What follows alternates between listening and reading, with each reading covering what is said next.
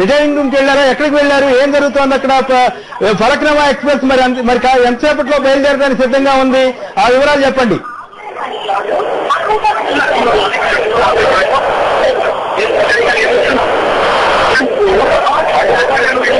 Hello, మీకు అక్కడ disturbance ఎక్కువగా ఉన్నట్లుంది. మొత్తం మీద జనం హడావుడిగా ఎక్కువగా ఉంది కాబట్టి బహుశా మీకు వినిపించినట్లేదు. ఏదేమైనా మొత్తం మీద జగన్ సికింద్రాబాద్ రైల్వే స్టేషన్ చేరుకున్నారు. ఫలక్నామా ఎక్స్ప్రెస్ ద్వారా ఇచ్చాపురం యాత్రకు బయలుదేరుతున్నారు. సరిగ్గా 6 ఏళ్ల క్రితం సరిగ్గా 2003లో వైఎస్ రాజశేఖర రెడ్డి గారు తన పాదయాత్రను ఇచ్చాపురం వద్ద ముగించారు. ఆ స్థలం నుంచే జగన్ మళ్లీ ఇప్పుడు ఓదార్పు యాత్ర ప్రారంభించబోతున్నారు. ఆ జిల్లాలో ఆ సన్నివేశం కోసం చాలా రసవత్తరమైనటువంటి ఘట్టాల మధ్య జగన్ యాత్ర మొదలైంది. ఈ యాత్ర ఎటువంటి పరిణామాలకు దారితీస్తున్న దాని మీద చాలా ఆసక్తికరమైనటువంటి చర్చోపచర్చలు జరుగుతున్నాయి. ఇప్పుడు మనం చూస్తున్నాం, జగన్ తో షేక్ హ్యాండ్ ఇవ్వాలని, జగన్ కలిసి ముత్తరించాలని చాలా మంది ఆయన అభిమానులు ఆతృత పడుతున్నటువంటి సన్నివేశాలని మనం చూస్తున్నాం. అలాగే ఆయన రైల్వే స్టేషన్ లో ఆయన్ని సాధారణంగా స్వీకరించడానికి వచ్చినటువంటి ఆయన అభిమానుల్ని ఇప్పుడు మనం గమనిస్తూ ఉన్నాం.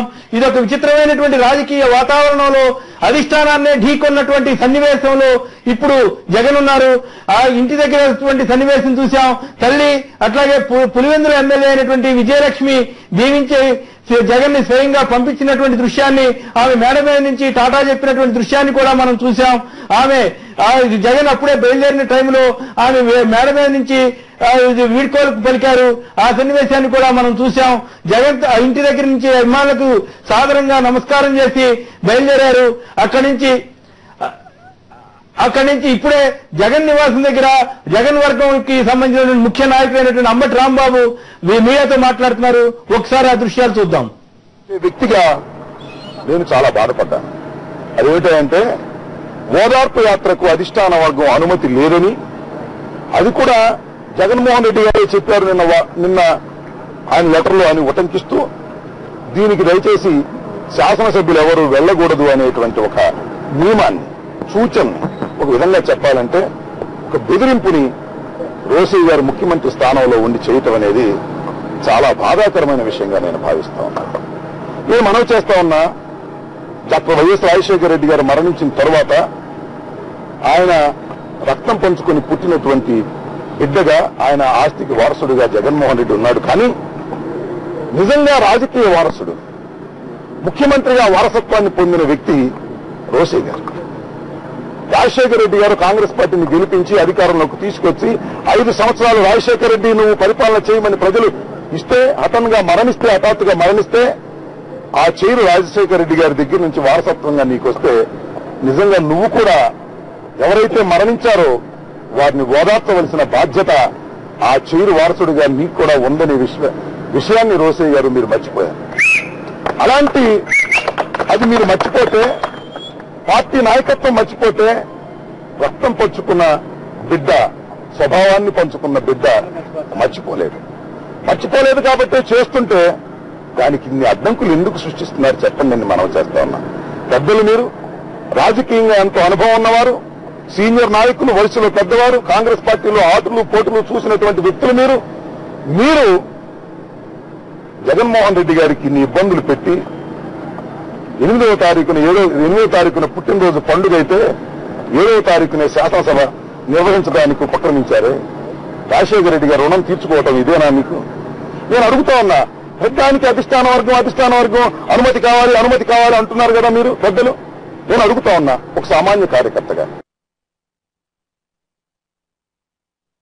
అయ్యా రోసయ్య గారు, మీరు రాజశేఖర రెడ్డి గారి తర్వాత ముఖ్యమంత్రి అయ్యి ఆ పీఠాన్ని అధిరోహించారు కదా. ఆ పీఠాన్ని అధిరోహించిన తర్వాత రాజశేఖర రెడ్డి గారి మొదటి బర్త్డే కాకముందే, రాజశేఖర రెడ్డి గారి మొదటి సంవత్సరీకం కాకముందే, రాజశేఖర రెడ్డి గారు పోయిన తర్వాత ఆ ముఖ్యమంత్రి హోదాలో మీరు మొదటి పుట్టినరోజు పండుగని రంగరంగ వైభవంగా చేసుకున్నారే. దీనికి అధిష్టాన వర్గం ఒక్క పర్మిషన్ అవసరం లేదా? దీనికైతే అవసరం లేదు. నేను కూడా అంటున్నా దానికి అవసరం లేదు. అది మీ వ్యక్తిగతం.